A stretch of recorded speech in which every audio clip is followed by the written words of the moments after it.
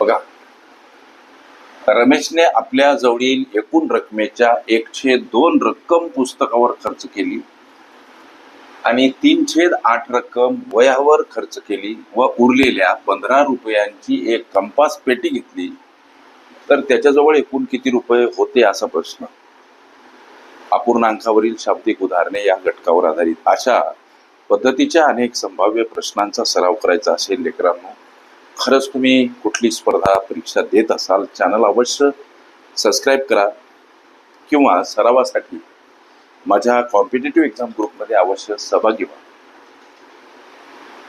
स्पर्धा परीक्षेमध्ये विचारल्या जाणाऱ्या प्रत्येक घटकावरील हजारो प्रश्न सरावासाठी मोफत हवे असतील तर एक कॉमेंट करा, सर मला प्रश्न हवे, आणि मोफत मिळवा हजारो प्रश्न सरावासाठी.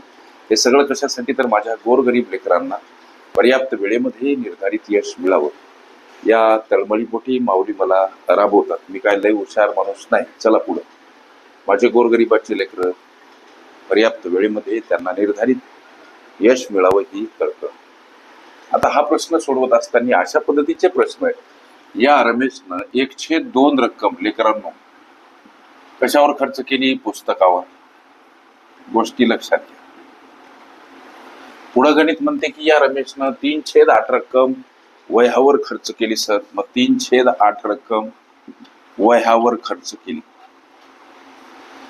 या पुस्तकावर आणि वह्यावर खर्च केलेली अपूर्णांक स्वरूपात रक्कम किती हा प्रश्न आम्ही मनाशी विचारला पाहिजे. तेव्हा 1/2 आणि 3/8 यांची बेरीज करायची. अपूर्णांकाची बेरीज छेद समान नसताना तिरप्या गुणाकारानं करा किंवा छेद सारखा करा. इथं एखाद्या वेळेस 4 गुणलं, इथं छेद 8 होतो, परंतु छेदाला ज्या संख्येनं गुणलं त्याच संख्येनं अंशाला गुणा. हा गणितीय गुणधर्म लक्षात ठेवा. म्हणजे 4 × 1 = 4/8, इकडं 3/8. याचा अर्थ 7/8 एवढी रक्कम खर्च केली बापू वह्या आणि पुस्तकावर मिळून. मग आता रकमेचा किती भाग उरला हा एक प्रश्न आम्ही मनाशी विचारला पाहिजे. रकमेचा उरलेला भाग. रकमेचा उरलेला भाग किती? 7/8 ही रक्कम त्यांनी रमेशने पुस्तक आणि वह्या यांच्यावर खर्च केली. छेदस्थानी 8 म्हणजे काय, तर त्याच्याजवळ असलेल्या रकमेचे हे एकूण भाग लेकरांनो. आणि हे जे 7 भाग आहे पैकी हे 7 भाग पुस्तक आणि वह्या या डिपार्टमेंटवर खर्च झालेल्या गोष्टीसाठीचा हा खर्च आहे. पुस्तक आणि वह्या यासाठी या बाबीवर खर्च केलेला भाग 7 भाग. त्याच्याजवळ असलेल्या रकमेचे एकूण भाग 8. मग आता रकमेचा उरलेला भाग किती बाबा हा प्रश्न. तेव्हा याचं उत्तर काय, तर या 8 मधून हे 7 वजा करणे, म्हणजे त्याच्याजवळ उरलेला भाग हा एक भाग. प्रश्न, त्याच्याजवळ एकूण किती रक्कम किंवा किती रुपये होते? तुमच्या प्रश्नाच्या उत्तराकडे इथं भाग हा शब्द, इथं रक्कम किंवा रुपये. आता उरलेला एक भाग, ज्या उरलेल्या भागामध्ये त्यानं एक कंपास पेटी घेतली. हे तुम्हाला सगळ्यांना प्रश्नामध्ये वर्णन दिसते. उरलेल्या 15 रुपयाची एक कंपास पेटी घेतली.